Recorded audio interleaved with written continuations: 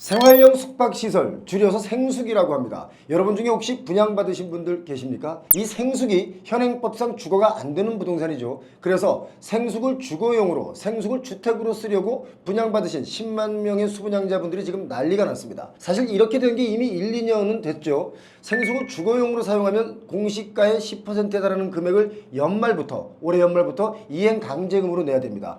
서울은 생숙이 좀 비싸게 분양이 됐죠. 서울 강서구 마곡동에 분양한 롯데캐슬 르웨스트의 경우는 전용 84의 분양가가 14억 7,500만 원에 분양을 했습니다. 전용 111제곱미터의 경우를 보니까 분양가가 20억이 좀 넘습니다. 그러니까 공시가로만 10%의 강제 이행금을 낸다고 하면 이 모두가 1년에 1억 이상 또는 2억 원까지 강제 이행금을 매년 내고 살아야 됩니다. 그러니까 이걸 분양받으신 분들의 입장에서는 정말 땅을 치고 후회할 일이 발생한 거죠. 2020년부터 21년에는 아파트값이 급등하면서 생숙이 아파트의 대체제다 이렇게 홍보가 되면서 정말 없어서 못 팔던 부동산이었습니다. 이게 너무 과열되면서 원리 원칙대로 2021년에 생숙을 숙박업 신고 대상으로 명시하고 주택으로 사용할 수 없도록 2021년에 건축법 시행령을 개정했죠. 그래서 지금은 주택 용도의 사용을 금지했기 때문에 마이너스 P가 몇 억이 붙어도 이걸 사려는 사람들이 없어진 겁니다. 사실상 생활용 숙박시설, 생숙은 숙박용 호텔 그리고 주거용 오피스텔이 합쳐진 개념인데 이게 결국 뭐냐면 호텔식 서비스가 제공되는 숙박시설을 말합니다. 법률에서는 생활형 숙박시설이라고 명시되어 있는데 통상 우리가 레지던스라고 부르죠.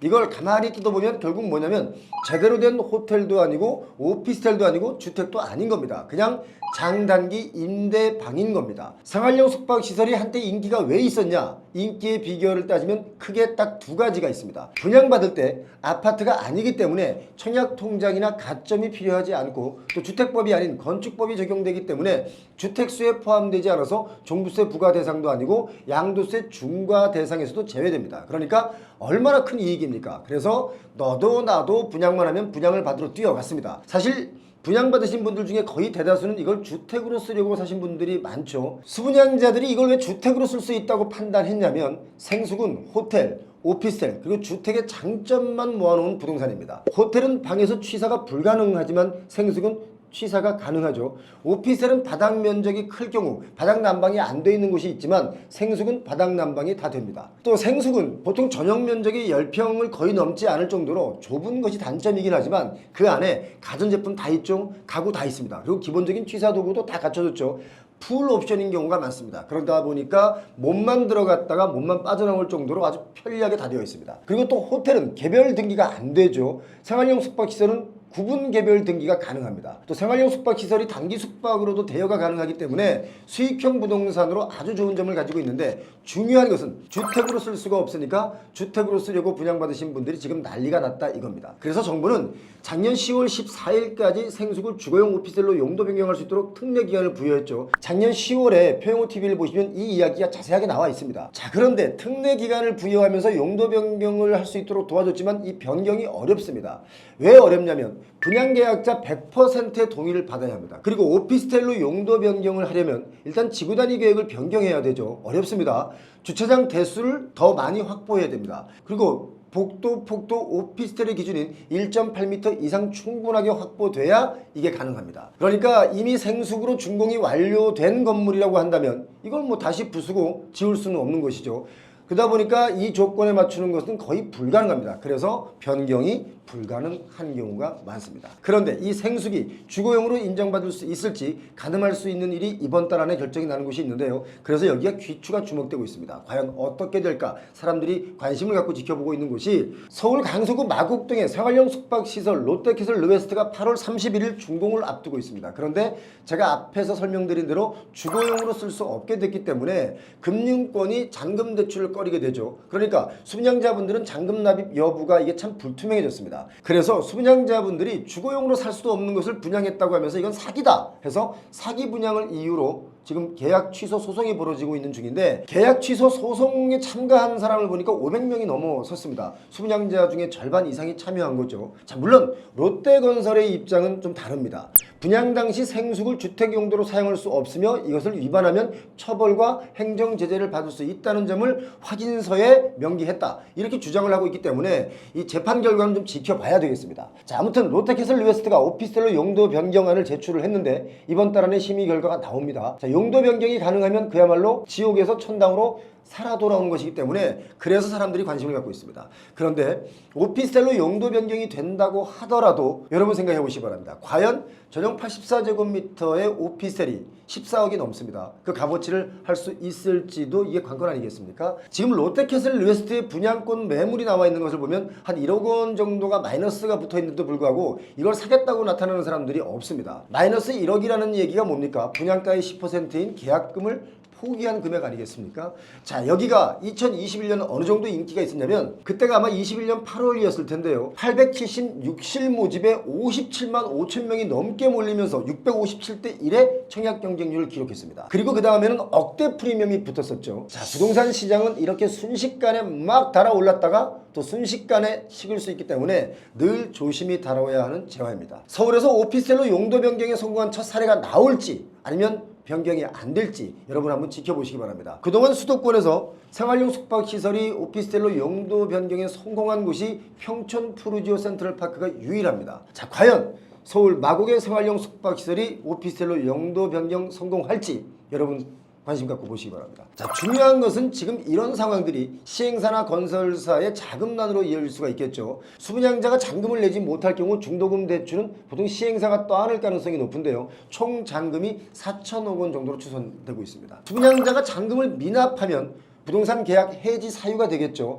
해지하면 시행사는 수분양자에게 계약금을 제외한 중도금을 돌려줘야 되기 때문에 자금 경색이 올 수밖에 없습니다. 자, 뭐 생숙 말고도 저희 채널에서 일찌감치 공급 과잉이다라고 해서 여러 차례 알려드렸던 그 지식산업센터의 공실률 또 미분양이 우리 경제의 또 다른 뇌관으로 지금 떠오르고 있습니다. 막 피어오르기 시작했습니다. 경기 침체에 창업 열풍이 꺾였고 또 폐업이 많이 늘었죠. 그런데 그 반대로 지식산업센터는 시행사라면 너도나도 달려들어서 지었기 때문에 공급 과잉이 지나치니 많지 넘칩니다. 자, 이렇게 공급이 넘치니까 상반기에만 올해 그 수도권 지식산업센터 경매 건수가 585건입니다. 작년에는 233건이었기 때문에 한 2배 이상 경매 건수가 증가했죠. 낙찰률도 보면 아주 기가 막힙니다. 35%에서 30%로 뚝 떨어졌고요. 낙찰가율도 한 66% 정도 됩니다. 그러니까 분양가에서 한 40%를 깎아서 사는 격인데 이렇게 경매로 나오는 지산도 많은데 중요한 게 또 뭐냐면 현재 전국에서 공사 중이거나 공사 대기 상태 그렇게 미착공 상태인 지식산업센터가 한 400여 개가 더 남아 있습니다. 이렇게 공급이 늘어나고 있기 때문에 뭡니까? 매매 가격은 더 하락할 것이 뻔해 보인다. 여러분 이거 보이지 않습니까? 자, 나이가 들어서 임대료 받아서 생활하고 싶어서 분양받은 지산 그리고 생숙 이것이 오히려 그분들께 독이 되고 있습니다. 나이가 들면 절대 하지 말아야 할 것 중에 하나가 남들이 사니까 나도 따라가서 덩달아 사는 부동산이죠. 여러분 50대 중후반이 되면 정말 조심해야 될 것이 있는데요. 바로 이렇게 상가랄지 지산이랄지 오피스텔이랄지 이런 수익형 부동산입니다. 수익을 가져다 준다고 믿었는데 수익을 가져다 주기는커녕 오히려 대출 이자 내야죠. 그리고 공실이기 때문에 관리비는 또 내야 됩니다. 그래서 생활고에 찌들 수가 있다. 이걸 꼭 기억하셨으면 합니다. 자, 부동산으로 정말 원하는 수익을 내고 싶다면 철저히 공부를 해야만이 그 안에서 살아남을 수가 있습니다. 일본이 대지진의 경고 속에서 그야말로 공포로 인한 불안한 하루하루를 보내고 있으면서 정상적인 삶이 어려워지고 있습니다. 일단 2024년에 발생한 일본 지진들을 정리해보면 24년 올해에만 너무 많이 지진이 일어났죠. 이 정도로 많은 줄은 저도 몰랐습니다. 올해 2월부터 최근 8월까지 발생한 지진들을 살펴보니까 2월에 도야마의 5.1, 5.0, 히지오카의 6.3, 니이카타의 5.1, 에이메의 5.1, 3월에는 지바의 5.0, 하마타의 5.3, 4월달엔 5개의 지진이 있었는데요. 이와타 6.1, 미야기 6.0, 오이타 6.4의 강진이죠. 대마도에도 있었습니다. 3.9, 미토의 5.0, 하마마스에 2번이 있었는데요. 6.9의 강진, 그리고 6.0, 6월달엔 도야마의 역시 5.9, 지바의 5.4, 하마마스의 6.3, 미야자키의 7.1이죠. 그리고 8월 들어서 후지사와의 5.3, 아사히카와의 6.8의 강진이 있었습니다. 이렇게 올해에만 총 20차례 지진이 발생했는데요. 특히 최근 일본을 가장 걱정하게 하는 것이 미야자키에서 강도 7.1의 지진이죠. 계속 이어지는 지진으로 100년에 한 한 번 오는 대지진 발생 공포가 커졌습니다. 자, 일본 기상청은 지난 8일에 사상 초유의 경고를 냈습니다. 바로 난카이 해국 지진 임시 정보인데요. 즉 거대 지진을 주의하라는 정보를 발표한 것입니다. 난카이 해국이라는 곳이 바로 여기입니다. 일본 땅 남부 지역에 길게 뻗쳐 있는 곳이 바로 난카이 해국인데 대략 100년에서 150년 간격으로 발생한다는 대지진이 30년 이내에 발생할 가능성이 7-80%의 확률이다 라고 했습니다. 무서운 경고입니다. 난카이 대지진이 가장 위험한 곳이 어딜까 봤더니 후쿠오카라는 얘기가 있습니다. 그래서 일본 여행하시려는 분들, 특히 후쿠오카로 가시려는 분들은 정말 조심해야 되겠는데요. 지금 여행 취소가 많이 이루어지고 있죠. 요즘 일본 엔화도 많이 올랐습니다. 일본 당분간 안 가는 게 좋겠는데요. 일본에서도 오지 말라고 합니다. 자, 일본 경제가 좀 살아나나 싶었는데 지진 공포로 인해서 다시 주저앉는 건 아닐지 경제 쪽으로도 촉각이 곤두서고 있습니다. 만약에 일본 대지진이 현실화될 경우 일본 대도시 거주자의 420만 명은 당일에 집에 돌아갈 수 없게 될 가능성도 있다, 이렇게 예측이 되고 있습니다. 지난 8월 11일 일본 경제매체 니혼게이자이 신문, 니케이 신문이 이런 발표를 했습니다. 정부가 2019년에 발표한 난카이 해국 대지진 피해 분석, 이 결과를 인용해서 보도한 것인데요. 만일 대지진이 일본 평일에 발생할 경우 대중교통이 멈춰서 시민들이 집에 가지 못할 것이다, 이런 얘기를 한 거죠. 실제로 2011년 동일본 대지진 당시에 도쿄 근처 지역에서 약 515만 명이 집에 가는데 어려움을 겪었습니다. 한마디로 그 당시엔 아비규환이었습니다. 일본 정부는 지진 발생 후 3일간은 시민들의 귀가를 최대한 자제하도록 하는 지침을 각 기업에 전달했습니다. 그러니까 회사에서 근무하다가 낮에 지진이 발생했다, 그러면 한 3일 동안은 집에 가지 못할 것이다, 이거죠. 3일 사이에 일본 정부는 그것을 복구를 위한 조치를 취하겠다, 이런 전략입니다. 기시다 후미오 일본 총리도 역시 같은 얘기를 했습니다. 정부는 난카이 해국 지진에 대해서 경계태세를 신속하게 구축하고 있다라고 하면서 정부에서 발표하는 정보를 잘 확인해서 지진 대비를 재확인하고 지진이 발생하면 즉시 대피할 준비를 해달라라고 시민들에게 당부했습니다. 일본인들의 경우는 지진이 하도 자주 발생하니까 대피 훈련이 아주 잘 돼 있긴 합니다만, 이게 만약에 다른 나라에서 지진이 발생한다 그러면 시민들의 대피 훈련도 잘 돼 있지 않기 때문에 혼란이 되겠죠. 우리가 이런 것을 좀 잘 알아둘 필요가 있습니다. 자, 지진 영향권에 있는 지역에서는 생수나 즉석식품이 마트에서 동나는 등 사재기 조짐까지 벌어지고 있습니다. 일본은 자기들 스스로가 벌인 침략전쟁 그 이외에는 별다른 외세의 침략을 받은 적이 거의 없죠. 대신 지진의 침략이 끊임없이 이어지고 있습니다. 사실상 일본의 대지진은 언제 터질지 모르기 때문에 이런 말을 합니다. 발밑에 지뢰 같은 존재다 라고 말합니다. 고베 대지진이라는 말 기억나십니까? 고베 대지진 때 6,300명이 사망을 했습니다.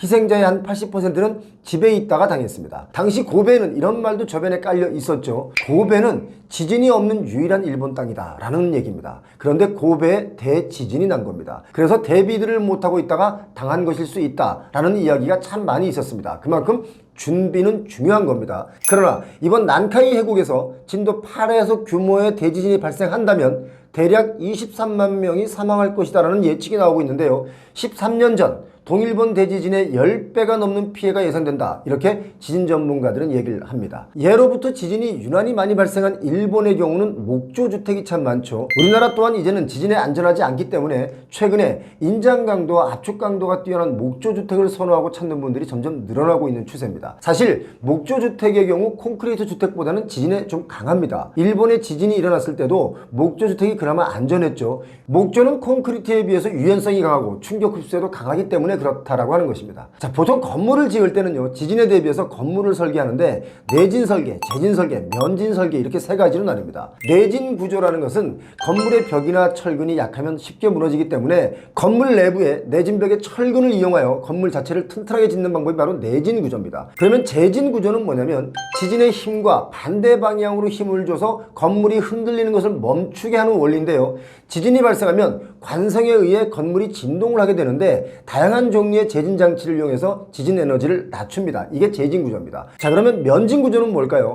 면진 구조는 지진에 거의 영향을 받지 않는다는 것이 바로 면진 구조입니다. 땅과 건물 사이에 고무블럭과 같은 장치를 사용해서 땅과 건물을 분리시켜서 건물이 흔들리지 않게 하는 구조를 바로 면진 구조라고 말하는데, 집안의 흔들림이 이 면진 장치를 통해서 완화되기 때문에 비교적 안전하다고 합니다. 내진 구조는 내진 설계가 감당할 수 없는 대규모의 지진이 발생할 때는 건물에 큰 손상이 예상되기 때문에 그나마 튼튼하게 지어야 안전하다고 할 수가 있습니다. 우리나라의 내진 설계의 대표적인 고층 건물이 바로 롯데월드타워 같은 건물이고요.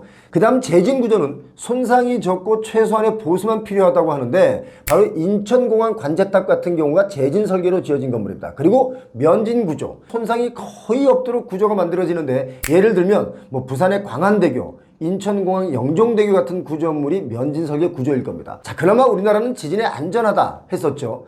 그러나 2017년 포항 지진 이후 안전하다라는 인식이 사라졌습니다. 사실 정확한 이야기는 아닙니다만 지진 전문가들 사이에서는 이런 말도 오가죠. 지진으로부터 일본이 우리나라의 방패 역할을 하고 있다. 이 지도만 봐도 일본이 이렇게 방패 역할을 하고 있는 것처럼 보입니다. 그래서 그나마 우리는 안전하다 뭐 이런 주장도 있습니다만 마냥 그렇게만 믿고 있을 때가 아닌 것 같다는 생각도 가져봅니다. 동일본 대지진이 경주와 포항 지진에 영향을 준 것처럼 난카이 대지진이 발생하게 된다면 한반도에 또 다른 강진이 일어날 가능성이 커졌다. 이렇게 봐야 됩니다. 자, 우리나라 정말 고민해야 될 게 건물 튼튼하게 지어야 됩니다. 빨리 짓는 것이 문제가 아니고 튼튼하게 짓는 것이 더 중요하겠죠. 특히 건설 시공업에 계신 분들께서 좀 더 생각해야 될 게 바로 이 지진과 건물에 관련된 얘기입니다.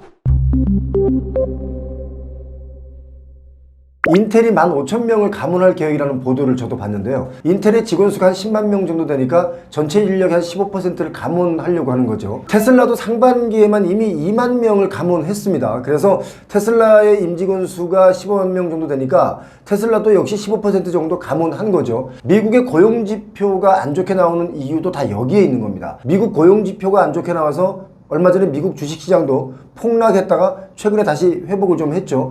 그만큼 고용시장이 경제에 미치는 부분이 아주 예민한 거라고 봐야 되겠는데 특히 이렇게 감원이 장기적으로 또 지속적으로 반복적으로 나온다면 고용 불안정성이 커지겠죠. 그러면 경기 위축이 오게 되는데 중요한 것은 미국은 경제가 탄탄하게 흘러간다 라고 다들 알고 있는데 그게 아니라는 것이기 때문에 이게 충격이 더 큰 겁니다. 믿었던 사람에게 배신감을 느끼면 더 아픈 것처럼 지금 세계 경제가 불확실성 앞에 놓여 있다 이렇게 봐야 되는데 사실 미국에서 이런 감원의 칼바람이 부는 것은 작년부터 이미 불기 시작했습니다. 작년 23년에는 미국 빅테크 기업들 그러니까 구글의 경우는 작년 1월 달에 전 직원의 한 6% 정도 12,000명을 감원했다 이렇게 발표하면서 제가 봤는데요. 아마존은 18,000명 감원했고 메타가 11,000명 정도 감원을 했고 마이크로소프트도 10,000명 정도 감원했습니다. 그리고 트위터 역시 3,700명 정도 잘라냈습니다. 이런 식으로 이미 작년부터 빅테크 기업들이 줄지어서 대규모로 정리해고를 시작했는데 이런 분위기를 빨리 눈치챈 경제 전문가들이 미국 경제가 위험하다라고 한 것인데 사람들이 이걸 제대로 듣질 않고 그냥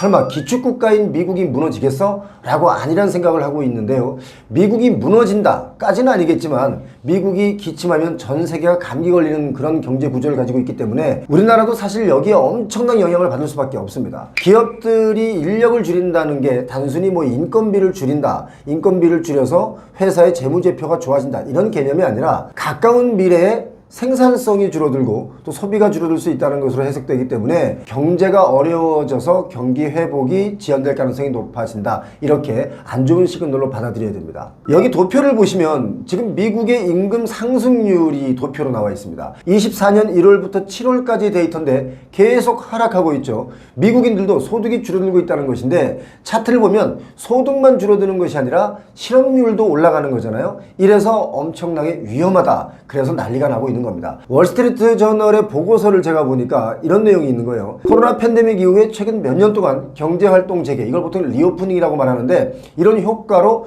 과열됐던 고용시장이 다시 냉각되고 있다. 이런 뉴스가 났습니다. 그리고 과도한 임금 인상의 시대, 그러니까 The era of half the pay increases. 월스트리트 저널에서 과도한 임금 인상 시대가 종말을 구하고 있다라고 평가를 했는데 지금 미국의 기업들은 성과급도 줄이고 있고 보너스도 삭감하고 지출을 줄이는 이런 행동들을 하고 있기 때문에 사람들은 미국 경기가 정말 어려워지고 있다. 그리고 금리를 내린다는 것 자체가 이미 경기 침체를 예고하고 있는 것이나 다름없다. 이런 얘기들을 하고 있는 거죠.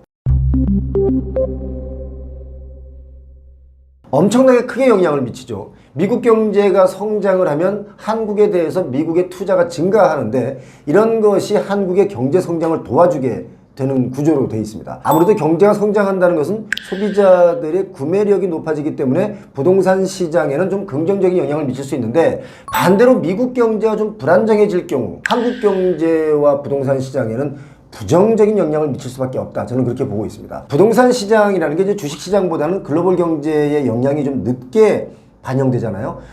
주식시장은 좀 빠르게 반응하는데 부동산 시장은 곰처럼 좀 느리게 반응이 되죠. 그것은 뭐 사고 파는데 시간도 걸리고 또 큰 돈이 오가기 때문에 느리다고 느껴지는 거죠. 사실상 최근에 미국발 리세션, 그러니까 경기 침체 공포가 주식시장에 한번 딱 들이닥쳐서 얼마 전에 큰 폭으로 폭락하는 상황이 벌어졌었는데, 이게 많은 경제 전문가들이 얘기하는 게 아직 이 위기가 다 지나간 악재가 아니다, 이렇게 보고 있거든요. 미국의 경기 침체가 발생한다 라고 본다면 우리나라 부동산 경기 침체로까지 번지지 않는다라고 보장할 수는 없는 겁니다. 그러니까 우리나라 부동산 경기에도 엄청난 파장이 올 수 있다.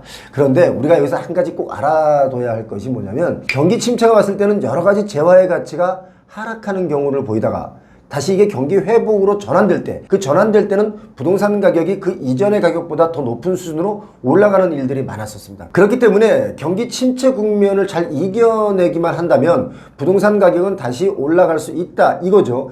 여기서 또 중요한 게 뭐냐면, 경기 침체와 같은 큰 복병을 만났을 때 이 부동산 가격은 크게 하락했었다는 것이기 때문에 부동산 가격이 고가로 막 너무 달린다, 이럴 때는 매수에 동참하지 않는 게 상책이라는 겁니다.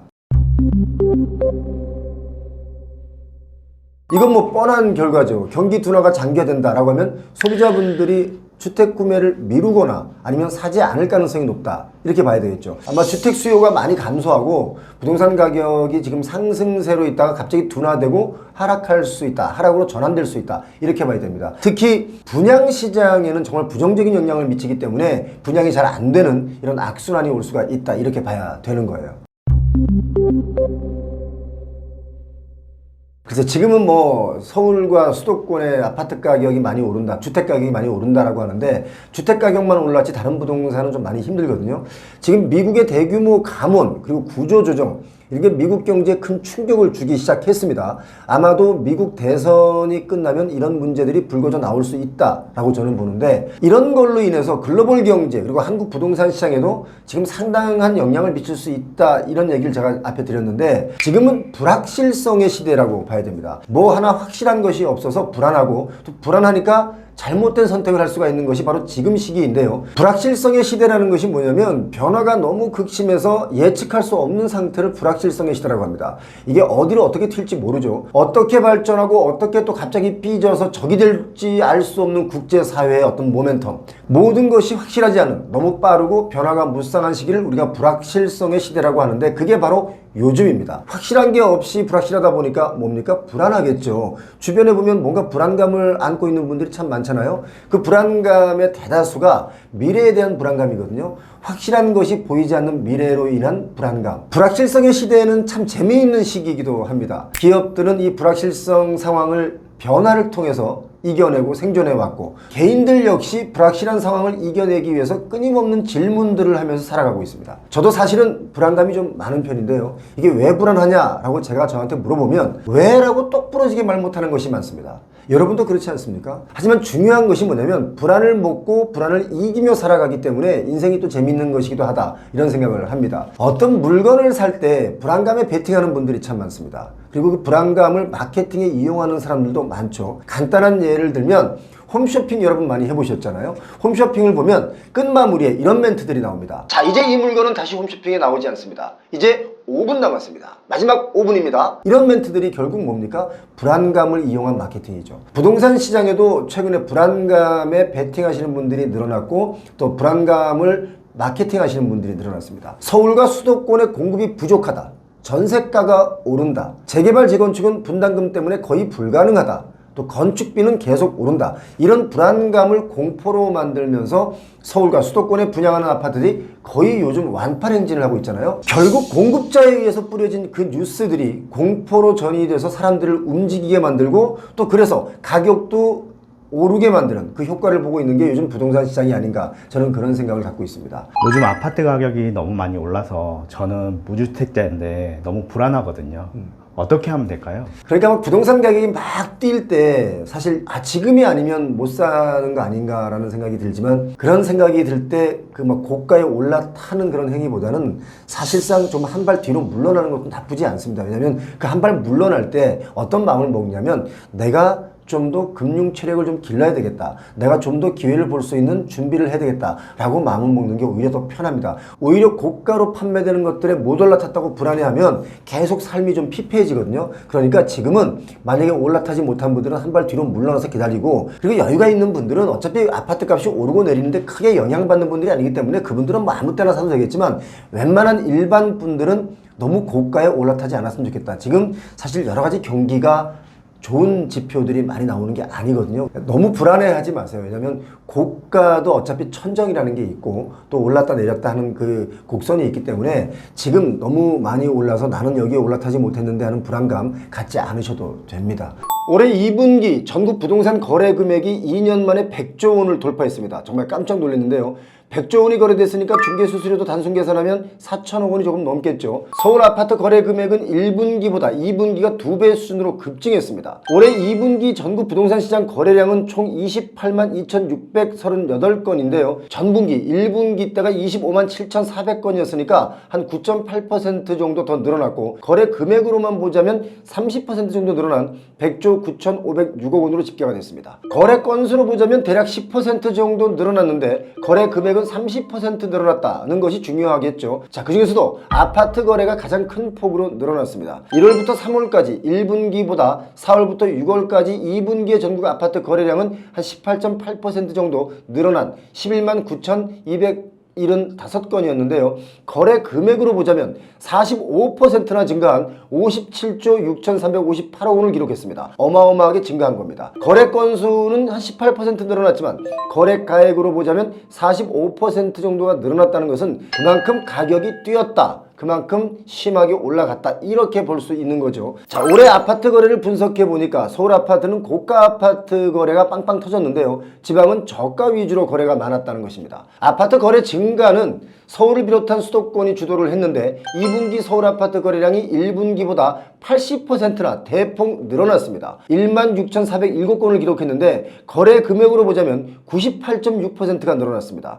19조 8,106억 원을 기록했는데, 이런 것에서도 알 수 있는 것이 서울과 수도권에서 거래된 금액으로 보자면 아파트 값이 그만큼 올랐다라고 보시면 되겠습니다. 너무 심하게 올랐습니다. 소득 대비 소득으로 감당이 안 되는 아파트 가격이었는데 거기서 더 올라간 겁니다. 정말 문제가 있다고 봐야 되겠죠. 경기도의 아파트 거래량을 보니까 직전 분기보다 32.3% 늘어난 33,770건이 거래가 되었고요. 거래 금액으로 보자면 역시 거의 50% 증가한 18조 2,932억 원이었습니다. 역시 경기도 아파트 값도 올라서 거래된 아파트가 많다, 이런 것을 볼 수가 있는 수치라고 봐야 되겠습니다. 이외에 세종도 21%나 거래가 늘어났고, 부산도 11% 정도가 늘어났고, 전북도 한 7% 정도 거래가 늘었습니다. 거래량을 분석해보면 아파트 값이 갑자기 반등한 지역 위주로 거래가 많이 이루어지는 건데요. 이렇게 되니까 또 어떤 일이 벌어지냐면, 서울의 집값이 최고점을 두려워하지 않고 계속 오르면서 서울에서는 못 살겠다 하고 서울을 떠나는 인구가 엄청나게 많이 늘어났습니다.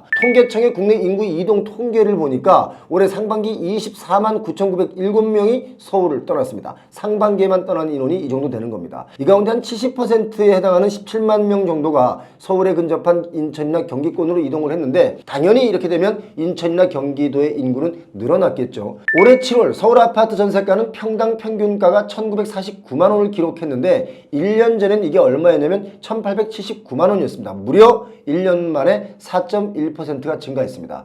작년 4월 이후 15개월 연속 전세가 상승세를 보이고 있습니다. 서울의 분양가격과 전세값이 계속 오르다 보니까 탈서울 현상이 시간이 갈수록 가속도가 붙을 것으로 보입니다. 이쯤 되면 인천과 경기 지역으로 옮겨가려는 수요자분들이 그 생활 인프라도 우수하고 미래가치도 높은 지역, 그러니까 수도권의 아파트 중에 인구가 유입되는 곳의 아파트 가격도 상승할 것이다, 이렇게 예측이 되겠죠. 그리고 아파트 값이 상승한다, 이런 이야기가 나오고 나서 이상 거래들도 많이 적발이 되고 있습니다. 가격 허위 신고를 통해서 아파트 가격을 띄우려는 세력들이 지금 긴장해야 되는 부분인데요. 예를 들면 어느 언니가 동생에게 최고가의 아파트를 팔고 나서 거래가 완료된 후에 일정 금액을 다시 돌려받는 페이백 방식으로 아파트 값에 부풀리기를 하다가 적발이 된 경우도 있습니다. 아파트값 급등기에 나타나는 전형적인 방법인데 이거 국토부에서 사실 금방 알아낼 수가 있는 내용들입니다. 신고가 거래 후에 나중에 해지하는 수법, 또 신고가 거래 후에